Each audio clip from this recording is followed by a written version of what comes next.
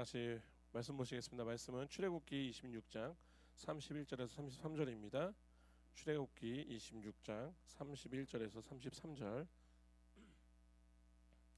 다 찾으셨죠? 우리 세 절이니까 한 목소리로 봉독하시겠습니다. 너는 청색, 자색, 홍색 실과 가늘게 꼰 배실로 짜서 휘장을 만들고 그 위에 그룹들을 정교하게 수놓아서 금 갈고리를 네 기둥 위에 늘어뜨리되 그 네 기둥을 조각목으로 만들고 금으로 싸서 네 은받침 위에 둘지며 그 휘장을 갈고리 아래에 늘어뜨린 후에 증거계를 그 휘장 안에 들여놓아라. 그 휘장이 너희를 위하여 성소와 지성소를 구분하니라. 아멘. 기도하시겠습니다. 할렐루야. 거룩하신 주님, 오늘 또 주님의 말씀을 나눕니다. 거룩하신 주님께서 함께하여 주사 온전히 이 말씀을 통하여서 그 휘장이 우리에게 어떤 의미인지, 그 휘장을 통하여서 우리가 어떻게 주님께 나아갈 수 있는지를 깨닫게 하여 주시옵소서. 또한 주님, 민족 대이동에 있는 이 설날 부득이하게 또 하나님 이 자리에 참석하지 못한 많은 이들이 있습니다. 하나님께서 함께하여 주셔서 언제 어디서든지 함께 예배드리며 그것이 바로 거룩한 성소가 되게 하여 주시옵소서. 전하는 입술 너무나도 부족합니다. 주님 함께하여 주셔서 온전히 하나님의 말씀만 전하게 하여 주시옵고 듣는 귀 주님 또한 함께하여 주셔서 오로지 하나님의 말씀만 듣게 하여 주시옵소서. 온전히 주님께 모든 것을 맡깁니다.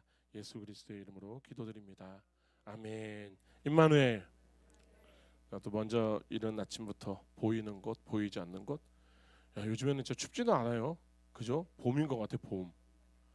그럼에도 불구하고 또 많은 곳에서 또 보이지 않는, 보이는 곳, 많은 곳에서 우리 그리스도의 지체인 교회와 성도들을 섬겨주신 많은 분들께 감사의 말씀을 교회를 대표해서 드리겠습니다. 감사합니다. 감사합니다. 아멘. 조금 전에 이제 우리 찬양대가 불렀던 그 찬양, 참 제가 선교지에서 참 많이 듣던 내가 밟는 모든 땅.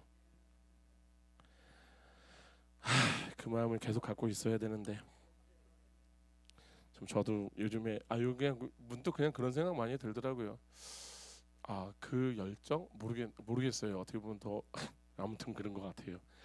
자, 어찌됐든 이 자리에 함께하신 우리 예배자, 우리 여러분 또한 사정상 함께하고 싶은데 그런 마음은 너무나도 굴뚝 같은데 먼 곳에서 갈 수 없어서 먼 곳에서 영상으로 함께하시는 모든 분들에게 주님의 이름으로 환영하고 축복합니다. 아멘. 자, 우리가 이번엔 지금 8주째 지금 나누고 있어요. 성막을 나누면서 이런 생각이 문득 들더라고요. 우리가 삶을 살아가면서 참 많은 분들이 있어요. 그렇지 않나요? 많은 분들, 어떤 분은 성공을 향하는 분이 될 수도 있고, 또 어떤 분들은 그냥 새로운 만남을 이어가기 위한 분이 될 수도 있고, 이런저런 분들이 많은데, 그런데 사람들은 다 저마다 또 열쇠들을 하나씩 가지고 있고, 그 굳게 닫힌 분들을 열려고 굉장히 부단히 또 노력을 한단 말이죠. 그래서 어떤 분들은 돈이라는 열쇠로 성공의 문을 열려고 하기도 하고, 노력이라는 열쇠로 합격의 문을 열기도 하려고 하고, 때로는 명예와 권력으로 사람들의 마음의 문을 열어보려고도 하기도 하고. 그런데 아시다시피 어떤 문은 쉽게 열릴 수도 있어요. 그런데 어떤 문은 진짜 몸부림쳐도 안 열리는 분들이 있을 수도 있고, 그러지 않아서 그렇기 때문에 또 우리가 또 그런 상황 때문에 또 절망하기도 하고. 그런데 이 세상에서는 그 어떤 열쇠로도 그 어떤 권력으로도 인류 역사상 그 누구도 스스로 열 수 없었던 문이 하나가 있죠. 우리가 그렇게 지금 지난 2달여간 바로 그 문을 향해 지금 걸어가고 있는 여정을 가고 있습니다. 그래서 우리가 또 다시 한번 제가 설교할 때마다 이걸 계속 얘기하는 이유는 우리 성도들은 이제 성막하면은 짠짠짠짠짠짠 나와야 돼요. 성막하면은 구원의 문 하면 동쪽으로 있는 문이구나. 그래서 그거부터 시작해갖고 번제단, 물두멍, 진설병상, 등장대, 분향단, 넥스트 휘장, 넥스트 안 나오면은 4월 첫째 주에 있는 부활절 오후 예배 때 있는 도전 골든벨에서 2회 전에 다 떨어지면 큰일 나요. 그러면 이 회장 다 떨어지면 10분 만에 모든 게 다 끝나고 왜 우리 집에 갑시다 라고 될 수도 있다라는 거예요. 공부 열심히들 하셔요. 좀 어마무시한 거 준비할 거예요. 제가 어마무시한 거. 알겠습니다. 어쨌든 그렇게 해서 우리가 다들 기억하실 것 같아요. 첫 주는 첫째 주죠. 성막의 의미. 왜 성막을 우리에게 주셨을까라는 의미를 생각해봤고, 둘째 주부터 우리는 생각했어요. 세상의 모든 문을 뒤로하고 유일한 구원의 문인 예수 그리스도, 그 성막문, 동쪽으로 있는 성막문을 통해서 들어갔고, 그 문을 보면서 우리가 생각했죠. 내가 곧 문이니 누구든지 나로 말미암지 않고는 구원으로 들어갈 수 없다. 아멘. 그래서 우리는 그렇게 예수 그리스도의 그 초청에 응답을 한 것 같아요. 그리고 나서 문을 들어서자마자 우리가 마주친 것이 뭐다? 번제단. 우리는 그곳에서 나의 죄를 대신해서 죽어가는 어린 양을 보았어요. 그죠? 그 피비린내 나는, 그것이 진동하는, 살이 타는 그 매캐한 연기 속에서, 그러니까 우리는 거기서 하나를 깨달아야 되는 게 뭐냐면은, 그 죽어가는 것들을 보면서 딱 한 가지를 느껴야 되는 건 은혜도 있지만 또 하나를 더 느껴야 돼요. 죄의 값은 정말 무섭구나. 죄의 대가가 이토록 참혹하구나를 깨달아야 돼요. 그렇기 때문에 그것을 깨달았을 때 거기에서 내 은혜가, 내가 살아난 은혜가 더 커지겠죠. 왜? 내가 저렇게 죽어야 되는데. 그렇지 않나요? 그리고 그 죽음의 자리를 지나서 우리는 물두멍 앞에 섰죠. 제사장들이 매일매일 손 씻고 들어가야 돼요. 아니, 그냥 성소 들어갈 때는 무조건 씻고 들어가야 돼요. 하루에 10번이든 20번이든 100번이든. 뭐다? 매일매일. 우리가 비록 예수 그리스도의 피로 말미암아 칭의 구원을 받았지만, 그럼에도 불구하고 우리가 살아가는 때 이 세상에서는 때가 묻잖아요. 그 때를 매일매일 씻어내는, 이것이 바로 회개로 씻어내는 성화의 과정이라고 말씀을 드렸어요. 그리고 넘어서 우리가 이제 성소로 들어가게 되면은 전혀 다른 세상을 만나죠. 그래서 오른쪽에는 생명의 양식인 떡상이 있었고, 그 떡상의 진설병으로서 우리를 굉장히 배불리 먹이시는 하나님을 만났어요. 그리고 왼쪽에서는 어두움을 밝히시는 등잔대를 만났어요. 그래서 그 성령의 빛으로서 우리의 갈 길을 비춰주시고, 더 나아가서 너희들이 바로 이 등잔대가 되어야 된다라는 말씀. 그리고 바로 지난주였죠. 성소 가장 깊은 곳에, 지성소 앞 정중앙 앞에 놓여있는 분향단, 우리는 그곳에서 또 피어오르는 그 향기를 통하여서 성소를 가득 채우시고, 그렇게 그 분향단의 그 향이 우리의 기도도 되지만 더 나아가서 예수 그리스도가 우리를 감싸시는 그 중보의 기도라는 것, 우리는 그렇게 하나님의 은혜를 받았어요. 경험했어요. 그런데 이제 문제가 뭐냐면은, 우리는 그 지점에서 분향단을 넘어서 갈 수가 없죠. 그러니까 향기는 안으로 계속 지성소로 스며 들어갈 수 있을 거고, 그런데 문제는 뭐다? 우리는 그 안으로 들어갈 수 없어요. 왜? 분향단 뒤가 바로 뭐죠? 지성소. 하나님의 임재가 있는 언약의 코앞에서 우리는 가로막혀서 거대한 장벽이 우리 앞을 딱 가로막고 있죠. 그래서 성경은 그 차단막을 뭐라 그러냐면 파로켓이라고 해서 뭐다? 휘장이라고 부릅니다. 그러니까 우리가 한 가지 아셔야 될 거는, 이 휘장은 단순하게 공간을 구분하는 커튼이 아니에요. 그것은 거룩한 창조주 하나님과 타락한 죄인의 인간, 그 사이를 가로막고 있는 절망의 벽이자 철저한 차단의 문이었어요. 그리고 그 휘장은요, 사실은 아무 말 안 하는 것 같지만 그 휘장은 지금 우리에게 뭐라고 얘기하냐면, 여기까지야. 죄인은 더 이상 들어올 수 없어. 들어오면은 너희들은 반드시 죽어. 그러니까 이건 사실은 단순한 경고가 아니라니까요.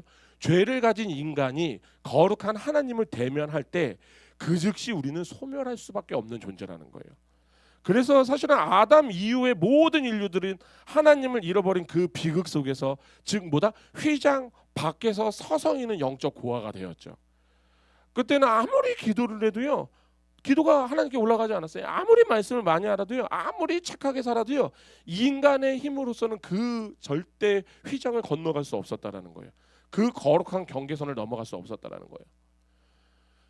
그런데 오늘 본문에서 우리 신약 본문이죠. 신약 본문 마태복음의 본문에서 인류 역사가 뒤집히는 한순간이 나오죠. 그러니까 영원히 흔들리는 모든 것을 다 뒤집어 버리는 그 결정적인 순간을 우리에게 증언을 하세요.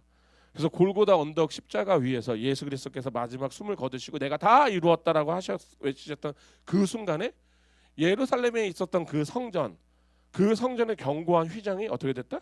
찢어졌다. 참 신기하죠. 누가 칼로 벤 것도 아닌데 위에서 아래로 찢어졌다라는 거. 이건 진짜 하나님이 진짜 친히 찢으신 거거든요. 그러니까 하나님께서 친히 그 막힌 담을 허무시고 우리를 향해 나오신 거예요. 그러니까 오늘 우리는 이 찢어진 휘장 사이에서 보이는 하나님의 그 애절한 그 붉은 사랑을 목격해야 됩니다. 그리고 이제 세 번째 본문인 히브리서 기자는 그래서 이제 세 번째 본문이 우리 히브리서 기자가 그러잖아요. 이 사건을 두고 우리가 예수의 피를 힘입어서 들어갈 담력을 얻었다라고 선포를 하죠. 그렇기 때문에 오늘 이 시간 예수 그리스도의 육체가 찢어짐으로써 활짝 열린 그 새롭게 산 길, 그 은혜의 문으로 함께 들어가는 저와 우리 주선한교회 공동체 되기를 예수님의 이름으로 축원합니다. 아멘.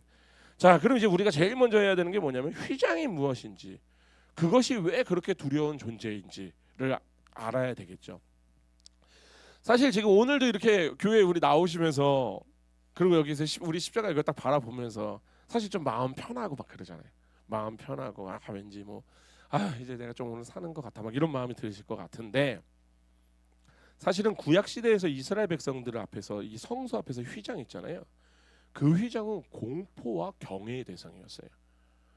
그래서 우리가 제일 먼저 봐야 되는 게 뭐냐면 출애굽기 26장에서 휘장을 만들 때 하나님께서 직접 디자인하신 설계도를 보여줘야 돼요. 그래서 본문이죠. 우리 31절 다가 참목소리로 봉독하시겠습니다. 너는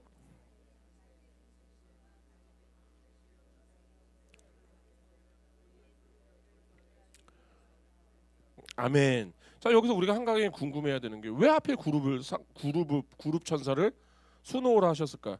여기서 그룹 천사 하시면은 다들 되게 이쁘실 것 같죠? 아니요.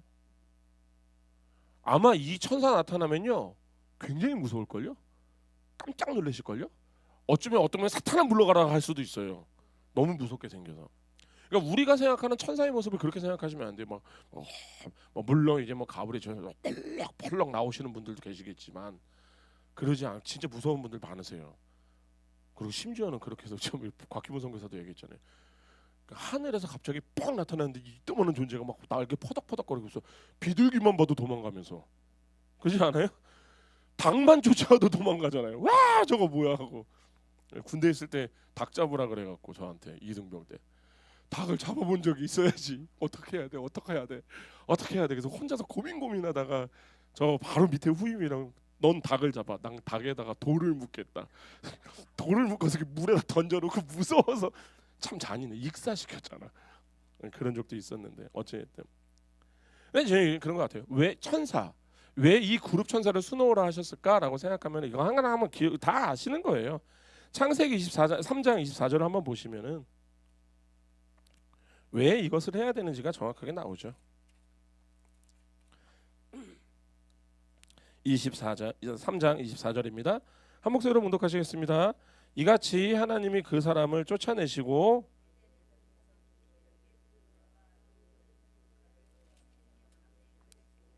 아멘. 보이시죠? 아담과 하와가 죄를 짓고 나서 에덴으로 쫓겨날 때 하나님이 생명나무의 그 길을 지키기 위해서 무엇을 두셨다? 그룹들과 도는 칼, 불칼을 넣었다라는 거예요.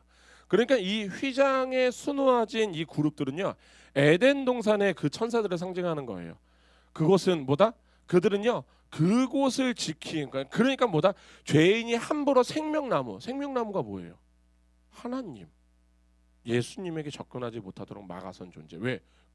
너희들은 더러우니까, 우리는 거룩하니까. 그러니까 문지기 역할의 존재라는 거. 그리고 나서 이제 또 하나 알아야 되는 건 뭐다? 휘장의 네 가지 색깔이 또 궁금하시겠죠. 이 네 가지 색깔은 바로 하나님의 성품을 드러내는 시각적 자료인 거예요. 그래서 첫 번째 청색은 뭐냐면 하늘의 색을 뜻해요. 그래서 휘장 안에 계신 분은요 땅에 속한 분이에요, 아니에요? 아니죠. 하늘에 속하신 분이에요. 고로 하늘에서 오신 신성을 가진 하나님을 보여주시는 색이 바로 이 색이에요. 뭐다? 하늘의 주인인 색. 그리고 두 번째는 뭐다? 자색. 원로 목사님께서 말씀을 많이 하셔서 아실 것 같아요. 왕의 색입니다. 그래서 이 실질적으로 고대 사회에서는요, 이 자색 염료 있잖아요. 이거 아무나 못 써요. 이거 진짜 왕족밖에 못 쓰는 거예요. 이 말은 즉 이곳에 계신 분이 만왕의 왕이시며 우주의 통치자라는 선언을 하고 계세요. 세 번째는 홍색이죠. 뭐 이건 제가 굳이 말씀 안 드려도 알겠죠. 홍색은 뭐예요? 피의 색. 장차 오실 예수 그리스도, 이 만왕의 왕이 자신의 피를 흘림을 통하여서, 그렇게 희생을 통하여서 구원을 이루시는 것을 나타내는 거예요. 그래야 해서 이 피로 인하여서 우리는 또 살아나죠. 고로 이 피는 뭐다? 이 홍색은 생명의 색이에요. 아멘. 그런데 그럼 목사님 근데 무슨 네 가지 색이에요? 지금 보면 청색, 자색, 홍색만 이야기하는데 네 번째는 뭘까요? 배실. 그죠? 이 배실은 무슨 색깔일까요? 흰색. 흰색은 뭐다? 흠이 없는 완전한 순결과 의를 상징하는 색깔이다. 그러니까 사실 제가 지금 우리가 이 시간 관계상 제가 색깔을 이렇게 지금 휙 지나가는데 제가 나중에 이 색깔 네 개를 다 나눌 거예요. 왜 이것이 청색이 왜 하늘의 색깔인지, 왜 자색이 왜 왕의 색깔인지, 왜 홍색이 왜 피의 색깔이고 생명의 색깔인지, 이 흰색이 왜 거룩인지를 나눌 거예요. 근데 지금은 못 나눠요. 지금 나누면 오늘 집에 못 가셔. 자, 그렇기 때문에 그거는 이제 이렇게 넘어갈게요. 여하튼 그러니까 뭐다?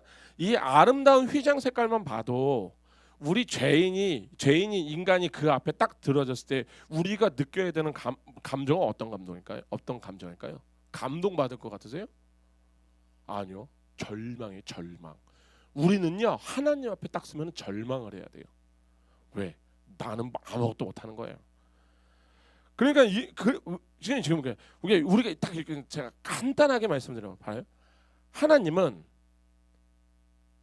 그러니까 지금 이렇게 휘장이 우리에게 뭔 얘기를 하고 있냐면은, 야 봐라, 하나님은 하늘에 속하였고 청색, 왕이시며 자색, 생명이시며 홍색, 거룩하시다, 배실. 이해가 되셨죠? 그런데 그럼 너희는 뭐냐? 너희는 땅에 속하였고, 우리는 왕의 반역자죠. 왕의 반역자이고, 너희는 죽어야 되고 죄로 더럽혀졌고, 그러므로 너희는 뭐다? 이곳에 들어올 자격이 있다 없다? 없다. 그러니까 이런 사실을 알고 휘장 앞에 서면 우리에게 감동이 올까요? 아니요. 감동 안 나와요. 무조건 절망이에요. 우리 가망 없구나.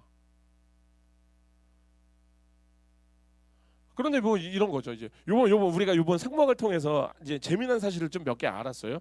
우리가 성막 안에 있는 기구들이나 진설되는 것들, 우리가 생각했던 그런 크기가 아니죠. 진설병 하면 왠지 모르게 요만한 메밀떡 같다고 생각했었는데 진설병만 해도 하나당 4kg짜리예요. 4kg짜리면 두 덩이면은 여기 다 먹을걸요? 8kg. 뭐 두 덩이면은 뭐 등잔 때 그냥 예쁜 분위기 좀 좋은 그냥 촛대 같았었잖아요. 34kg짜리 순금 덩어리. 시가 얼마? 살 때 얼마? 100억. 팔 때 얼마? 80억. 이 사람들이 그거는 잘 기억하시네. 엄청 큰 등장대, 이게 작은 게 아니라니까요.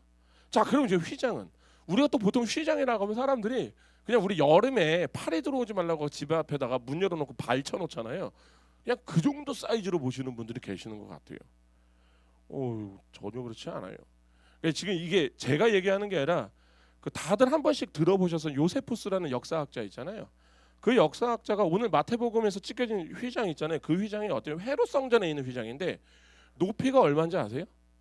18m예요. 18m. 18m면은 높이가 아파트로 따지면은 6층에서 7층 사이예요. 굉장히 일단 높죠. 두께는 얼마나 했을 것 같아요? 우리가 이렇게 해서 그래서 그냥 샥 하면 들어갈 수 있을 것 같아요. 두께가 10cm예요. 휘장 두께가 10cm예요. 이만해요.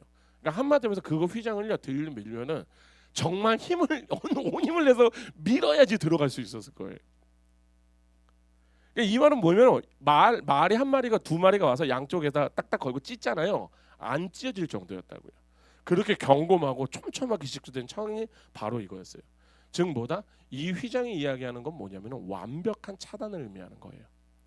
그래서 우리가 히브리서 9장으로 가보세요. 히브리서 9장.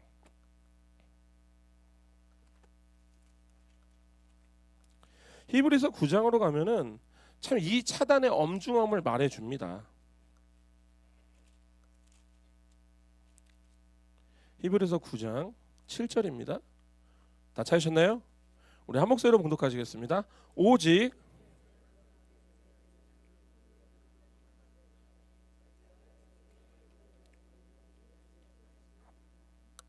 아멘. 여기 보시면은 제가 다시 한번 읽을게요. 오직 둘째 장막은 대사장이 홀로 1년에 한 번 들어가되, 여기 보시면 딱 그거예요. 참 그러니까 완벽한 차단이죠. 1년에 단 한 명밖에 못 들어가요. 대제사장만. 자, 그러면서 이제 한번 여기서 한번 다들 상상해 보세요. 대제사장이 지성소 들어갈 때 어떤 느낌이었을까요? 오, 내가 오늘 하나님 만나러 가니까 너무 좋아하고 룰루랄라고 막 뛰어 들어갔을까요? 아니요. 저는 장담할 수 있는데요. 엄청난 부담감을 가지고 들어왔을 거예요. 그래서 우리가 전승에 의하면 이게 사실은 실질적으로 있다 없다가 아니에요. 전승이에요, 전승. 우리가 방울도 달았다, 뭐 발목에 뭐 밧줄도 메고 들어갔다라는 얘기를 하잖아요. 그러니까 이게 진짜인지 아닌지 이거는 전승이기 때문에 이건 사실이다 아니다를 얘기할 수는 없지만, 이게 뭐냐면은 그냥 들어갔다가 죽을 수도 있는 거예요. 근데 누구도 못 들어가잖아. 그럼 어떻게 끄집어내려면 어떻게 끄집어내요? 그러니까 밧줄 들고 들어가는 거고, 소리 안 나면 죽은지 알고 끄집어내는 거예요. 그러니까 이게 진짜 사실이든 아니든 뭐냐면은 당시 사람들은요, 지성소에 대해서 어느 정도의 마음, 어떤 마음을 가냐, 공포심을 갖고 있을 정도였다고요. 레위기 16장을 한번 볼게요. 레위기 16장. 레위기 16장을 보시면 아론이 지성소에 들어갈 때 꼭 해야 되는 정결 의식들이에요.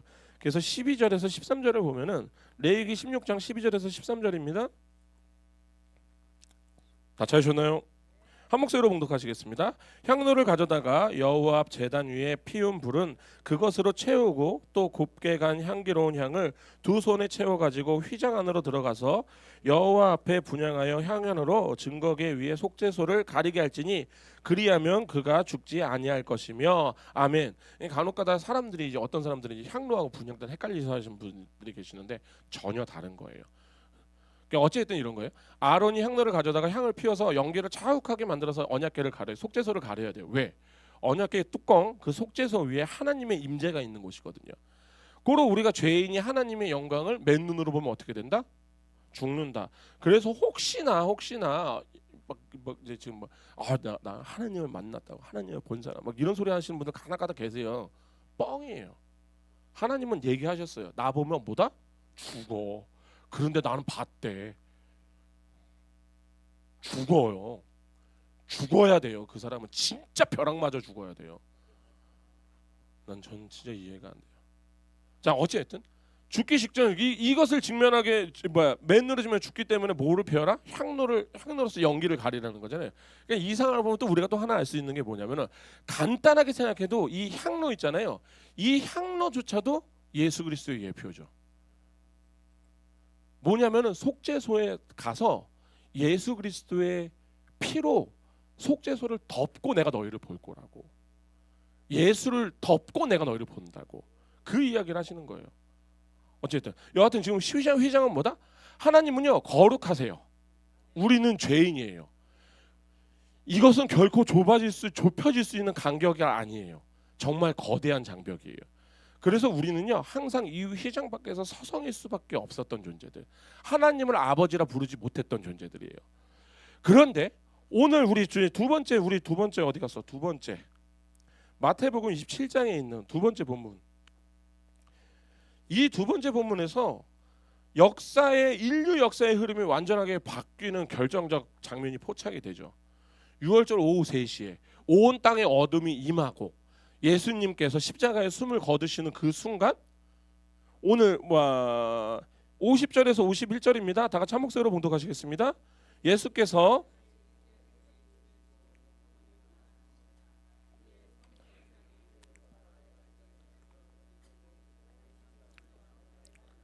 아멘. 여기에서 제가 아까 위로부터 아래로 있잖아요. 우리는 이걸 그냥 위로부터 아래로 찢으셨나 보다라고 생각하시는 분들이 많은 건데, 이렇게 매우 구체적으로 위로부터 아래로 찢었다라는 것은요, 이 방향이 굉장히 중요하다라는 거예요. 생각해보세요. 만약에 그때 땅이 울렸다 그랬잖아요. 그럼 지진이라고 생각해봐요. 지진은 땅에서부터 갈라지죠. 그러면 휘장이 어떻게 찢어져야 돼요? 밑에서부터 아래 위로 찢어져야죠. 그렇잖아요. 아니, 그러니까 종이가 있으면은 이렇게 찢어야지 나가는 거지. 만약에 밑에서부터 땅이 갈라지면 이렇게 찢어질 거 아니에요. 똑같죠? 두 번째, 만약에 폭도들이 들어왔어. 그래서 찢었다고 생각을 해보세요. 물론 그 사람들이 찢지도 못해요. 그거 너무 두꺼워갖고. 근데 만약에 찢었다고 생각해봐요. 그럼에도 불구하고 폭도가 찢으면 또 위에서부터 밑에서부터 아래에서 찢어질 수밖에 없죠. 그죠?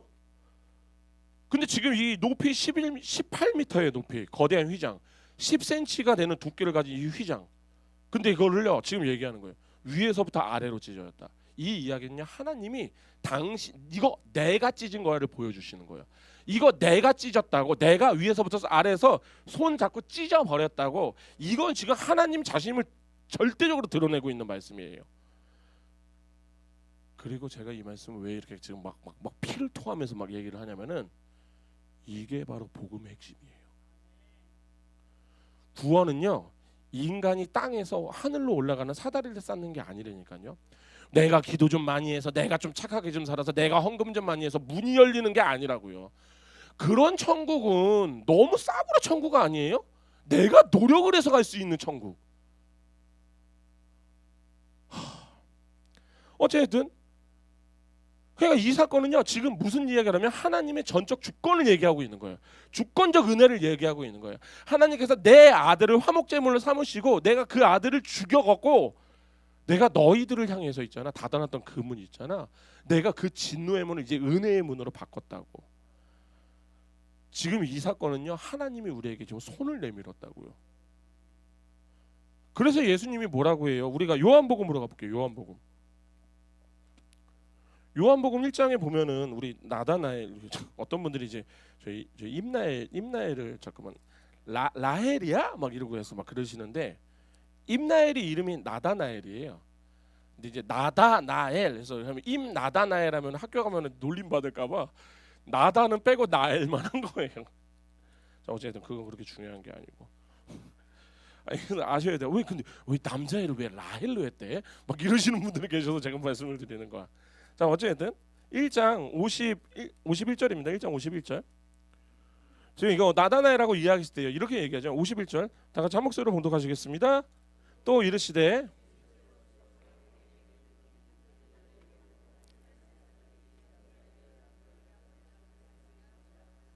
아멘. 다들 아시는 말씀일 거예요. 나다나엘의 지금 고민이 뭐였냐면 그러니까 나다나엘의 고민을 정확하게 아시고 예수님이 말씀하시는 거예요. 다들 아시는 것처럼 나다나엘은 아마 그 야곱의 고민을 되게 많이 했어. 그 사닥다리는 뭐지? 고민하고 있을 때. 근데 이 말씀이 창세기 28장 12절에 있는 말씀이잖아요. 야곱의 꿈에서 나타난 사다리를 이야기하는 거. 제가 읽겠습니다. 꿈에 본즉 사닥다리가 땅 위에 서 있는데 곧 그 꼭대기가 하늘에 닿았고 또 본즉 하나님의 사자들이 그 위를 오르락 내리락 하고. 그러니까 야곱이 꿈에서 본 그 사닥다리를 이야기하는 거예요. 그래서 지금 예수님이 나다나엘에게 말씀하시는 거야. 야, 그 사닥다리가 나래니까. 야, 하늘과 땅을 잇는 존재 있잖아. 그게 나야. 그래서 그러니까 우리가 지금 우리가 요한복음에 봐 있잖아요. 말 너무 웃기지 않아요? 나 조금 전까지만 해도 나다나엘이 뭐랬냐면은 야 나사렛에서 뭘 선한 것이 난다 그러냐. 너 왜 그러냐? 빌립한테 뭐라고 해요? 야 정신 좀 차려. 막 이런 얘기를 했는데 갑자기 그 다음 절에 뭐냐면 오 당신은 진짜 하나님이시고 왕 45절 빌립이 나다나엘을 찾아 이르시되 모세의 율법에 기록하였은즉 여러 선지자가 기록한 그 일을 우리가 만났으니 요셉의 아들 나사렛 예수시라. 나다나엘이 뭐예요? 나다나엘이 이르되 나사렛에서 무슨 선한 것이 날 수 있느냐? 라고 이렇게 얘기해요. 그래서 빌립한테 뭐라고 한 거예요. 근데 예수님이 딱 나타나셔서 오는 것을 보고 나서 딱 얘기하는 거예요. 야 너 속에 값에 간사함이 없도다. 뭐냐면은 너가 정말 하나님의 말씀 고민을 많이 하는구나. 너 하나님의 말씀을 정말 알고 싶어 하는구나. 그러니까 갑자기 48절에서 이렇게 얘기해요. 나다나엘이 이르시되 어떻게 나를 아시나이까? 예수께서 대답하여 이르시되 빌립이 너를 부르기 전에 내가 무화과 나무 아래서 보았다. 49절 나다나엘이 갑자기 무화과 나무에서 봤는데 갑자기 나다나엘 당신은 진짜 신이시고 하나님의 아들이시고 이렇게 얘기하면 너무 웃기지 않아요? 이게 바로 뭐냐면은 나다나엘이 계속 고민하고 있었던 게 바로 그거예요. 그 사닥다리는 뭘까? 하늘과 우리를 잇는 땅을 잇는다는데 거기에 그게 이제 우리의 구원일 것 같은데 그건 뭘까 고민을 헌내하고 있는데 하나님 예수님이 딱 나서 그게 나라고 인자를 통해서 안다고 그렇기 때문에 이 자가 거기서 당신이 바로 우리의 왕이시군요. 자, 그럼 이렇게 생각하시면 돼요. 자, 그럼 이제 우리가 이 말 뜻이 이 말이 뜻하는 게 뭘까? 바로 구원은요. 우리가 땅에서 하늘로 올라가는 사닥다리를 쌓는 게 아니라요. 하늘에서 은혜로 사닥다리가 내려오는 거예요. 그러니까 우리 햇님과 달리 알죠. 호랑이가 이제 막 밑에서 야 어떻게 올라갔어? 그러니까 나중에 이제 그 동생이 철딱선이었게 도끼로 찍고 올라왔어. 그러니까 막 찍고 올라가는 갑자기 뭐 옥황상제님 뭐 하면서 막 이제 동아줄 내려달라고 그러니까 동아줄 내려주고 그죠? 아시죠? 뭐 모르시는 척하고 있어. 저도 지금 몇 주 전에 알았어요. 임나엘이가 요즘 동화책을 계속 그걸 보고 있어갖고 어찌됐든 그래서 저 그 동화책 보면서 그 생각했어요. 아유 하나님이 역사하신 건가? 그래서 좀 하나만 바뀌었으면 좋겠는데 이 옥황상제가 아니라 아니 뭐 하늘님이 아니라 그냥 하나님이라고 하면 좋았을 텐데라는 그 생각을 했던 것 같아요. 자 어찌됐든 그런 거예요. 구원은요 하늘에서 내려오는 은혜예요. 내가 백날 쌓아서 바벨탑 쌓아봐요. 올라가나. 그렇기 때문에 우리가 신약 두 번째 장으로 또 넘어가야 돼요. 히브리서 10장에 가면은 참 이 사건이 의미하는 우리에게 무엇을 의미하는지 해석을 해줘요. 20절입니다. 우리 다 같이 한 목소리로 봉독하시겠습니다. 그 길은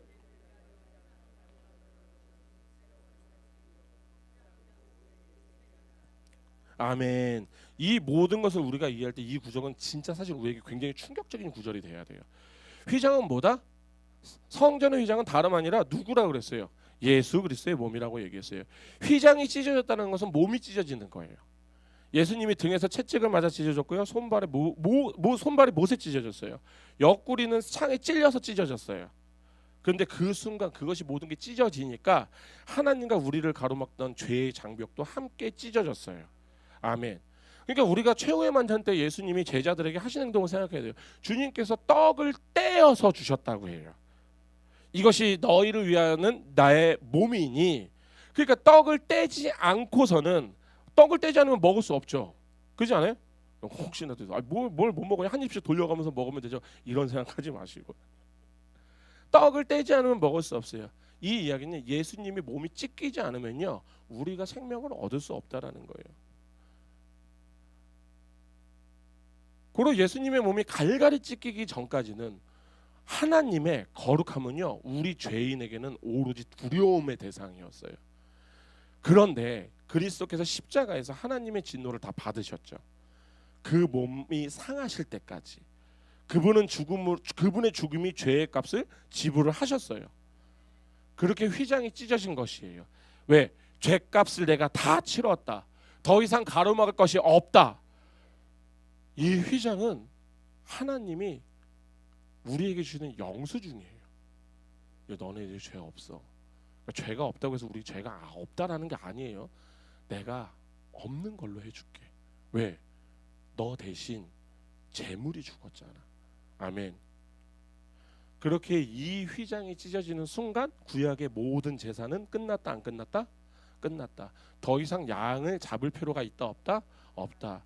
더 이상 대제사장이 피를 들고 벌벌벌 떨면서 들어갈 필요가 있다 없다? 없다라는 거. 그런데 이거 하나 한번 상상해 보세요. 제가 예전에 지난주에 한번 얘기했던 것 같은데 저는 이거 상상을 했는데 너무 웃기지만 너무 또 살이 떨리는 상상을 하나 했던 게 뭐냐면은 휘장이 찢어지기 전에 그때가 이제 저녁 제사 준비할 때거든요. 그 앞에서 막 이제 그때는 이제 제사장들은 그 안에 성소 안에 들어가잖아요. 막 이거 막 분주하게 왔다 갔다 하는데 막 우와 갑자기 막 천재 와 울리더니 막 갑자기 절대로 찢어질 것이 없을 거라고 생각했던 그 휘장이 위에서부터 아래로 쫙 찢어져요. 그 이들은 얼마나 놀랐을까요? 그러니까 놀랬다는 게 휘장이 찢어서 놀란 게 아니에요. 진짜 놀란 거는 휘장이 찢어서 그 뒤에 걸 봐야 되잖아요. 그렇지 않아요? 그거 보면 죽어요. 그런데 휘장이 찢어졌는데 안 보고 싶은데 갑자기 우와 하고 딱 봤더니 어머 내가 지성소 뒤를 다 봐버렸네. 그렇지 않아요? 보면은 죽는다고 믿었던 그 지성소의 내부가 그들의 눈에 다 들어왔단 말이에요. 근데 뭐 여기 계신 분들 다 아실 거라 생각하는데 역사가들에 따르면은 헤롯 성전 지성소에는 언약궤가 있었다 없었다? 없었어요. 거긴 돌만 있었어요. 돌. 그러니까 이 돌을 이게 기초석이라고 하는데 이 기초석을 이제 현재 되게 재밌어요. 이것도 이제 제가 이제 하면서 지금 이 기초석이 지금 어디에 있냐면 예루살렘에 있는 이슬람 성전에 있어요. 이슬람 성전 안에 있는 바위돔이라고 해서 골든돔이라고 해서 그 안에 정중앙에다 만들어놨어요. 그리고 지금도 이것 가지고 이슬람교하고 유대교하고 지금도 싸워요. 그래서 유대교는 이 바위가 지성소의 바닥이었다라고 해서 의미를 계속 부여하면서 자기 거라고 얘기하고 있고, 이슬람은 무하메드가 승천하기 전에 이 바위를 딛고 있었다라고 해서 또 거기는 의미를 막 부여를 해요. 먼저 이제 언약궤가 없는 이유를 그냥 여러 가지 설이 있는데 이거는 그냥 알아두시면 좋을 것 같아서 얘기를 해요. 말씀을 드리는 거예요. 열왕기하 25장이나 예레미야서 52장을 보면요, 성전 기물들을 바벨론이 막 다 가져가 뺏어가는 그 장면이 나와요. 근데 여기에서 가져가는 거 굉장히 세세하게 상세하게 적어놓거든요. 근데 이때 그러면은 사실은 이스라엘 백성들이 가장 소중하게 여기는 게 언약궤일 거 아니에요. 그 언약궤가 들어가야 될 거 아니에요. 근데 들어가지가 않아요. 그래서 사실은 제2성전이라고 하는 수르바벨 성전 있잖아요. 이제 포로 돌아와서 지었던 성전. 사실은 언약궤는 그때부터 없었다고 얘기해요. 그러면 이제 뭘까? 언약궤는 도대체 어디 갔을까라고 생각하면 지금 학계에서 가장 유력한 전승이 뭐냐면은 바벨론이 쳐들어오기 직전에 예레미야나 또 그 외의 그 제사장들이 그것을 이제 비밀 공간에 숨겼다라는 썰이 있어요. 근데 이게 왜 좀 이제 식민성이 있냐면 외경으로 있는 마카비아 2장에서 이게 기록이 되어 있어요. 그래서 이제 현재 학계에서는 이걸 좀 가장 유력한 설로 보고, 또 하나가 뭐냐면은 바벨론 파괴설. 왜냐면 금을 취해야 되잖아. 그럼 때려 부시고 금만 녹여 갔다라는 거예요. 또 하나가 이제 시바 여왕, 욕하는 거 아니에요? 제가 뭐지? 아프리카 처음 갔을 때 나 배불러가 키스와일리어로 얘기하면은 님의 씨바 싸나요? 님의 씨바 싸나 해갖고 이 자식이 나한테 함부로 하네? 뭔바?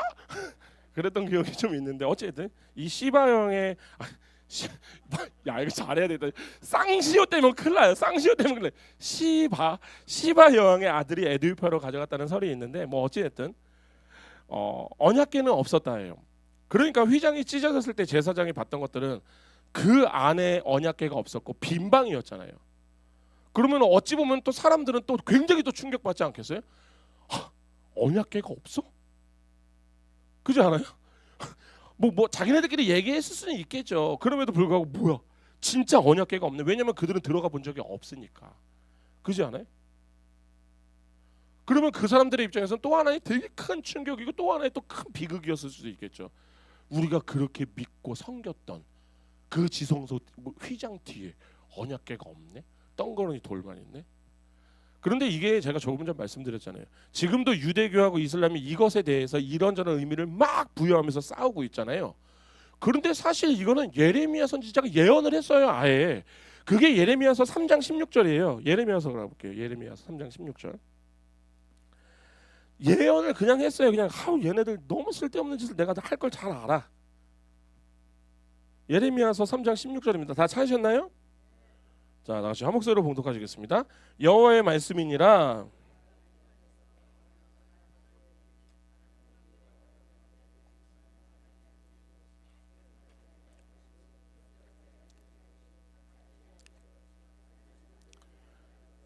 아멘. 지금 하나님이 말씀하신 거예요. 너희가 다시 언약궤를 말하지도 않을 거고 생각하지도 않을 거고 찾지도 않을 거고 만들지도 아니할 거야. 왜? 이제 나무 상자에 갇힌 하나님이 아니라 찢어진 휘장 사이로 걸어 나오셔서 우리와 영원히 함께 하실 예수 그리스도가 진짜 언약궤가 되셨다라는 거예요. 사실 지금 지성소 앞에서 일하던 제사장들은 사실 어떻게 해야 돼요? 이 사람들 다 죽어야 돼요. 원래는 다 죽어야 돼요. 지성소를 본 사람들은 다 죽어야 돼요. 대제사장 빼고는. 그것도 심지어는 향로도 안 피우고 하면 대제사장도 죽어야 돼요. 그런데 지금 아무도 안 죽었어요. 왜? 아무것도 없어서? 아니요. 진짜 언약궤이시며 진짜 어린 양 되신 예수님께서 그 시간에 골고다에서 피를 흘리셨기 때문이에요. 이제 뭐다? 그 그림자가 사라진 거예요. 그리고 예수라는 실체가 오셨다고요. 이제 하나님은요, 건물인 지성소에 계시지 않겠다는 선포하신 거예요. 내가 나가겠다고. 결론적으로 지금 예레미야 3장 16절의 언약궤 소실 예언, 이것이 예언함과 동시에 이제는 뭐가 된다? 물질적 성물 숭배가 끝났다라는 거예요. 영과 진리로 예배하는 시대가 도래할 것. 이게 바로 복음적 예언이에요. 그런데 지금도 유대교는 그곳에 있던 그 돌 하나, 유대교하고 이슬람은 그곳에 있는 그 돌 하나 갖고 지성소의 바닥이었니, 무하메드가 그걸 밟고 승천을 했느니 싸우고 있는 거예요. 뭐다? 종교 전쟁. 근데 지금 하나님 무엇을 선포한지 아세요? 이미 예레미야 시대 때 내 아들이 가는 순간 바로 종교는 끝난다. 이제부터 종교는 끝나고 복음이 시작된다라는 거예요. 이게 뭐냐면은, 종교는 뭐예요? 인간이 신을 찾아서 올라가고, 그게 종교라니까요. 신을 찾아갔어요. 나중에도 이제 다다음 주에 이제 나누겠지만, 언약궤를 보면 항상 채가 껴 있거든요. 근데 우리 생각해 보세요. 우리가 다른 이제 큰 신전들에 가면은 거기는 다 우상들이 다 이렇게 앉아 있잖아요. 함부로 움직이지 못해요. 그런데 언약궤는요, 항상 그 채를 꽂아 놓으라 그래요. 뭐냐면 언제든지 내가 움직일 수 있거든. 종교는요, 인간이 신을 찾아가는 거예요. 그런데 복음은요, 하나님이 내가 찾아가겠다고, 내가 너희 한 사람 한 사람 만나주겠다고, 바로 은혜의 시대가 시작된 거예요. 아멘. 자, 이제 그렇다면 우리는 하나 곰곰이 생각해봐야 돼요. 2000년 전에 이 예루살렘에서 휘장이 찢어진 사건이 오늘 2026년을 살아가고, 우리 새해죠. 내일 모레면 새해인데, 이 새해를 살아가는 저와 우리 성도들에게 어떤 의미가 있을까요? 이것이 의미가 없으면 그냥 옛날 얘기예요. 진짜 정말 햇님과 달님 얘기밖에 안 되는 거잖아요. 그게 바로 우리 지금 세 번째 본문이 히브리서의 말씀인 것 같아요. 지금 히브리서 기자는요, 다시 히브리서로 넘어가서 히브리서 10장으로 넘어가서 19절에서 20절을 보면은, 지금 히브리서 기자는요, 우리에게 무슨 말씀을 하냐면, 이 열린 문으로 당장 들어오라고 지금 초청을 하고 있어요. 20절에 이렇게 얘기합니다. 그 길은 우리를 위하여 휘장 가운데로 열어놓으신 새로운 살 길이요, 휘장은 곧 그의 육체니라. 아멘. 여기서 봐야 되는 게 바로 뭐냐면 새로운 살 길이에요.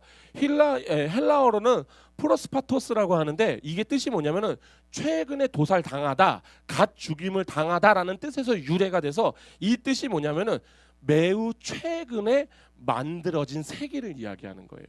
그러니까 뭐예요? 아담 이후로는 우리가 하나님께 가는 길에는 진짜 우리가 이런 거 보셨는지 모르겠는데, 도로를 안 쓰면은 풀나요. 아스팔트고 나발이고 없어요. 그냥 다 풀이 나서 다 쪼개버리고 나중에 그냥 싹 없어져요. 그러니까 사실은 아담 이후로 있었던 하나님께 가는 길은 다 막혀 있었죠. 풀이 무성했을 거고. 근데 예수님이 그 옆에다가 경부고속도로 뚫었다라는 거예요. 그 길은 이제 필요 없어. 내가 새로운 살 길을 내가 너한테 뚫어놨다고. 경부고속도로 뚫렸다고요. 또한 이것이 무슨 길이라고 얘기해요? 살 길. 구약의 제사는요, 동물의 죽음을 통해서 잠시 열리는 길이었죠. 그런데 이제는요, 예수님이 부활하셔서 살아계신 예수님과 연합하여 걷는 무슨 길? 생명의 길을 만드셨다라는 거예요. 그러니까 지금 우리가 걷는 이 길 있잖아요. 여러분이 걷는 이 길 있잖아요. 이 길 끝이 죽음이 아니에요. 이 길 끝은 무조건 영생이에요. 고로 이 길은요, 다시 닫히는 문이 아니라고요.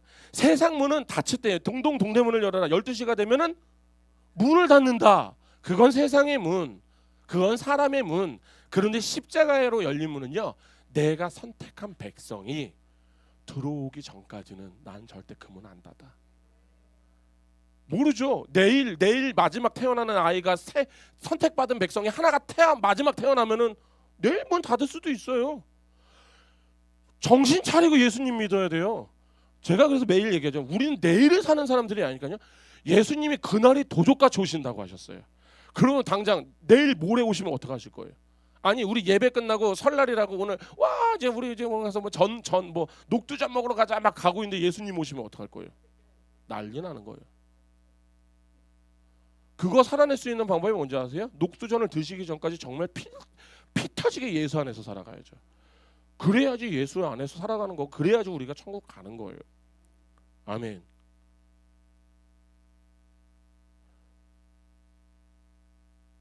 정신 차리고 믿으셔야 돼요. 제가 웬만해서는 정신 차리자 이런 좀 격한 반응을 안 하는데 그것만큼은 격해야 돼요. 예수님, 저 이거 진짜 잘못 나가면은 저 앞뒤로 다 편집하면 저 이단되는데, 예수님 믿으면 천국 가요? 아니요. 예수님 잘 믿어야 천국 가요. 예수님한테 미쳐야지 천국 간다고요. 그리고 히브리서 10장 19절은 이렇게 얘기합니다. 우리가 예수의 피를 힘입어 성소에 들어갈 담력을 얻었나니 무엇을 얻었다? 담력. 이게 바로 우리가 이 땅 가운데서 살아가야 될 때 가장 필요한 게 이 담력이에요. 깡세다 이런 소리가 아니에요. 사실 담력으로 번역된 이 헬라어 단어가 사실은 단어가 왜 정치적 단어예요. 뭐냐면은 개방하다, 밝히 드러내다, 신뢰하다라는 뜻을 갖고 있어요. 이 단어가 어디에서 사용이 됐냐면은 그 고대 그리스에서 시민들이 억울함을 당했을 때 왕을 만나거나 재판장을 만나거나 아니면 의회, 공회로 들어가서 얘기할 때 숨김없이 두려움 없이 모든 것을 말할 수 있는 솔직함을 이야기를 할 때 쓰는 단어가 이 단어예요. 그럼 이거는 우리가 그 담력을 얻었다잖아요. 우리는 엄청난 특권을 가진 거죠. 아론부터, 그러니까 우리가 생각해, 아론 굉장하잖아요. 아론부터, 그러니까 구약의 대제사장들조차도 갖지 못한 특권이 바로 이 특권이에요. 아론조차도요, 지성소에 들어갈 때 진짜 벌벌벌벌 떨면서 들어갔을 거예요. 벌벌벌벌 떨면서 들어갔을 거라고요. 그런데 예수님이 얘기해요. 아니, 너희는 담대히 나오라고. 너희는 그 담대함을 가지고 들어오라고. 그러니까 마치 이제 그러니까 이거 하면서 아, 이런 거겠구나. 임나엘이, 제 아들 임나엘이가 목양실을 들어올 때는 어떻게 들어오는지 아세요? 당당해요. 지방이야. 내 방이 아니고 지방이야. 그냥 벌컥 들고 들어와요. 그래서 그 뒤에 있었던 우리 주일학교 학생들 얼마나 놀. 그래도 우리가 목사님이 우리 교회 어쨌든 리더이시고 그러면 이제 애들도 그 분위기라는 게 있잖아요. 아, 여기는 함부로 못 들어가는 거구나 하는데 임나엘은 그런 게 없어요. 아, 뭐야, 내 방이야. 다 데리고 들어와요. 저번에 들어갔더니만 애들이 거기서 게임하고 있어. 지금은 애들이 정말 너무 잘 들어와요. 그래서 제가 아이스크림 값 대기도 힘들어 죽겠어. 애들 들어오면 목사님 아이스크림 없어? 그래 하나씩 먹고 가라. 야 그래 해라. 그래서 애들이 그냥 그 앞에서 놀아요 그냥. 그래서 저는 옷 갈아입을 때 밖으로 막 나가서 옷 갈아입고 막 그런단 말이죠. 담대함이 바로 이거예요. 아들이잖아요. 여기 계신 분들 아들이고 자녀라니까요. 이제 우리가 지성소 들어갈 때요. 어떡하지로 들어가는 게 아니라 아빠! 하고 문 들어가는 거예요. 임나엘처럼. 친구들 데리고 왔어! 뭐 그러고 들어오는 거예요. 이게 담대함이에요.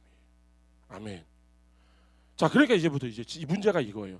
이제부터 내 자신에게 굉장히 솔직해져야 돼요. 저는 몰라요. 근데 자신은 아실 거예요.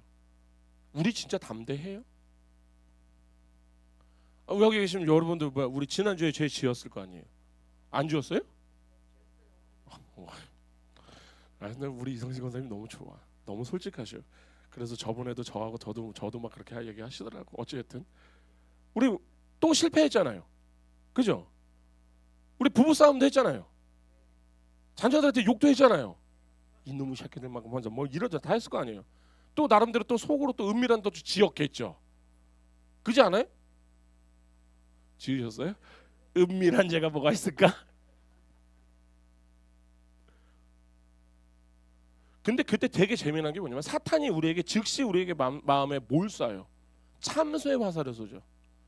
저 같은 경우도 그래요. 제가 무슨 일을 했을 때 저는 제 마음에 바로 꽂히는 게 뭐냐면 네가 그러고도 목사냐? 니들이 그러고도 장로냐?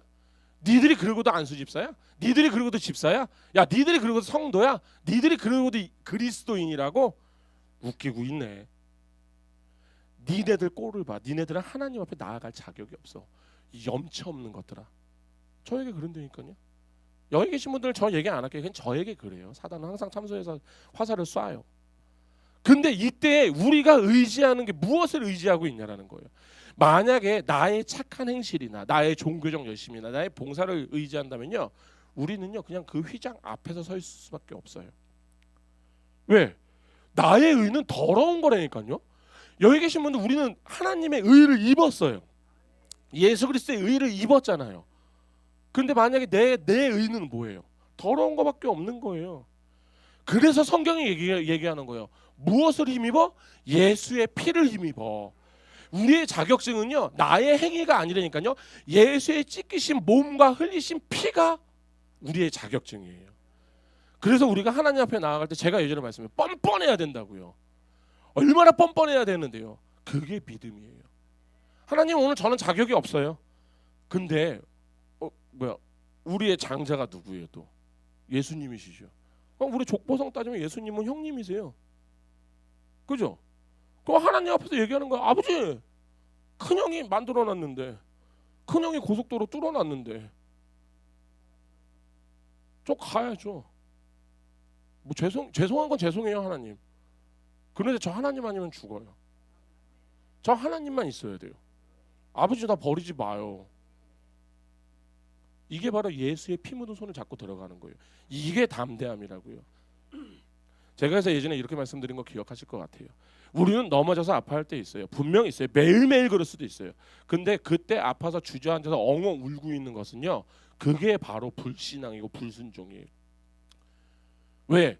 예수의 피가 충분하지 않다라는 거예요. 내가 뭔가를 더 해야 되겠다라는 거예요. 아니라니까요. 진짜 신앙은요, 진짜 믿음은요, 그 시간에 예수의 피를 의지하여서 다시 벌떡 일어나서 하나님께 다시 가는 거예요. 예수님한테 다시 가는 거예요. 그리고 예수님한테 고백하는 거예요. 잘못했어요. 살려주세요. 사랑합니다. 그냥 예수님이 그래요. 하나님이 그래요. 그 피면 충분해. 아멘. 그런데 지금 오늘날 많은 성도들이 큰 실수를 하는 게 뭐냐면은, 예수님이 찢어놓으신 그 휘장을 자신이 가진 율법의 바늘로서 꼬매기 시작하는 거예요. 이게 무슨 말이냐면 이런 거예요. 아유, 내가 좀 더 괜찮은 사람이 되면 나가야지. 내가 이 문제는 해결하고 내가 술 담배 끊고 좀 나가야지. 거룩해지면 좀 기도 좀 해야지. 제가 예전에 우리 원로 목사님들 아시겠지만, 아시는 이제 되게 존경하시는 스승님이라고 하시는 목사님, 그분이 이제 저하고 이제 만났는데, 제가 이제 그때 당시 제가 군대 갔다 되고 이제 담배를 필 때였는데 그런 거잖아요. 나름대로 해서 이제 예배 드리러 가야 되는데 냄새 나면 안 되잖아요. 그러면 또 막 피고 들어가는데 갑자기 그 목사님 저 딱 부르신다 그런 거예요. 우리 마, 담배 피워도 돼. 예수님만 잘 믿어. 또 이 얘기를 듣고 갑자기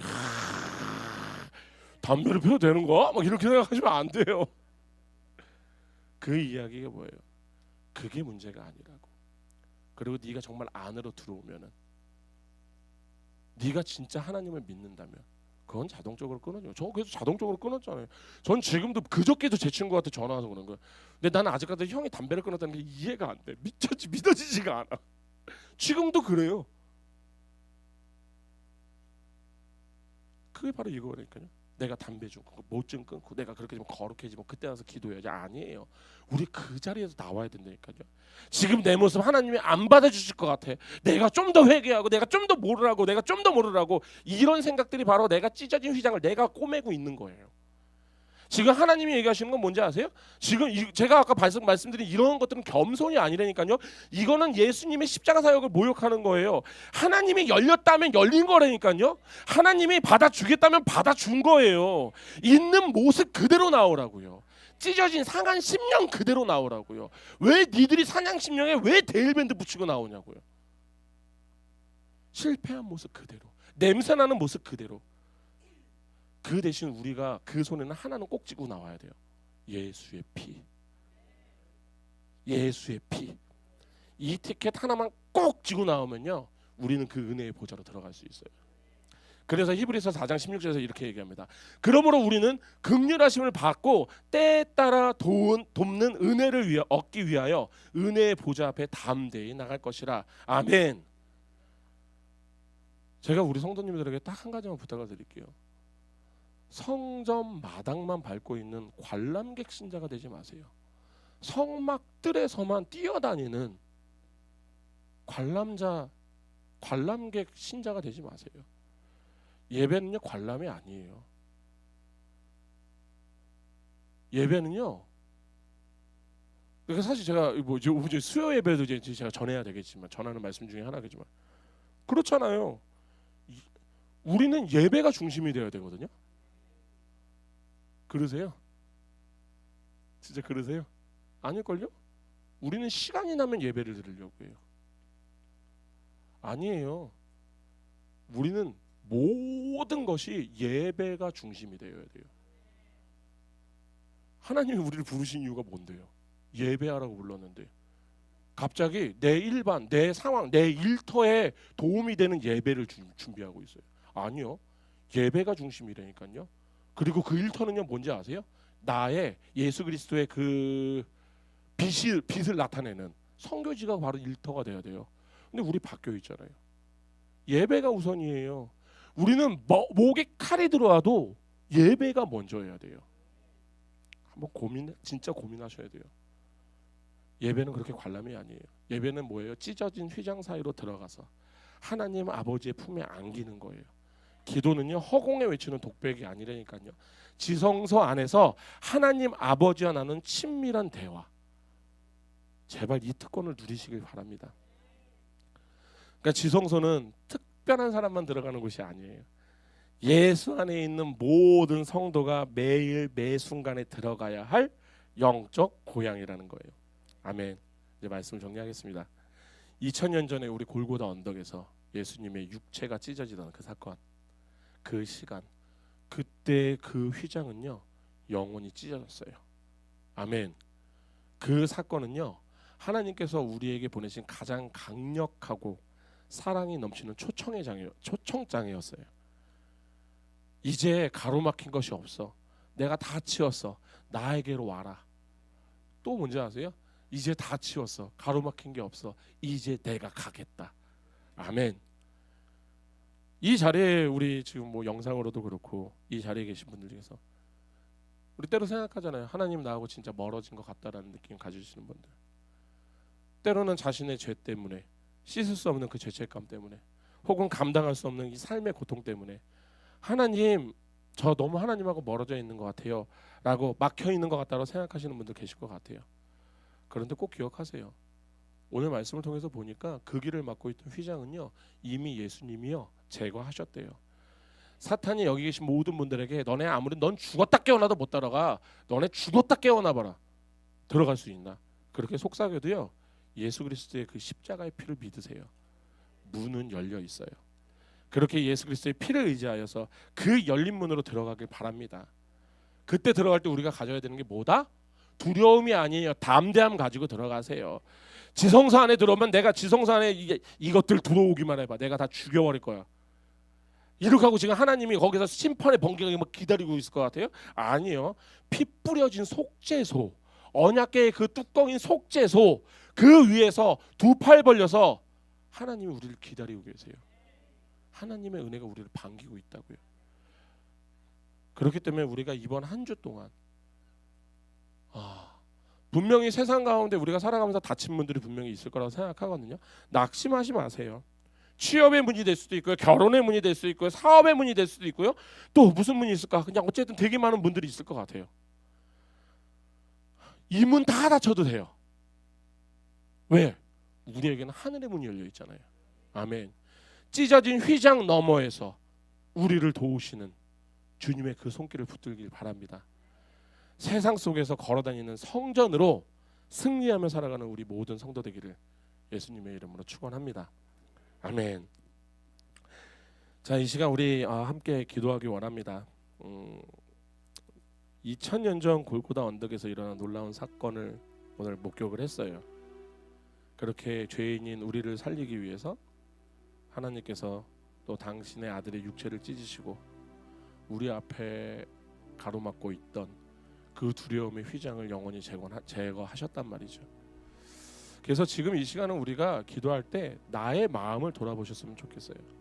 혹시나 이 자리에 계신 많은 분들 하나님이 찢어놓으신 그 휘장 혹시 나의 죄책감으로 나의 율법으로 다시 그것을 꼬매고 있는 것은 아닌지 한번 생각해 보시기 바랍니다.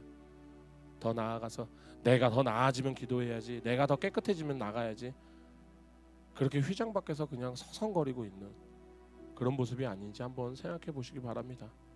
그거는 겸손 아니에요. 그게 바로 교만이에요. 그런데 오늘 주님이 말씀하십니다. 내가 다 이루었다. 길은 열었다. 나의 피를 의지하고 돌아오라. 이 시간 우리가 함께 기도할 때 나의 나의 노력, 나의 죄책감 다 내려놓으십시오. 그리고 오직 예수 그리스도의 피, 그 피 묻은 손을 붙잡고 은혜의 보좌 앞으로 담대히 나아가길 원합니다.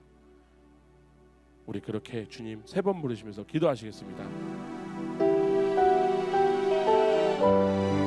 주여!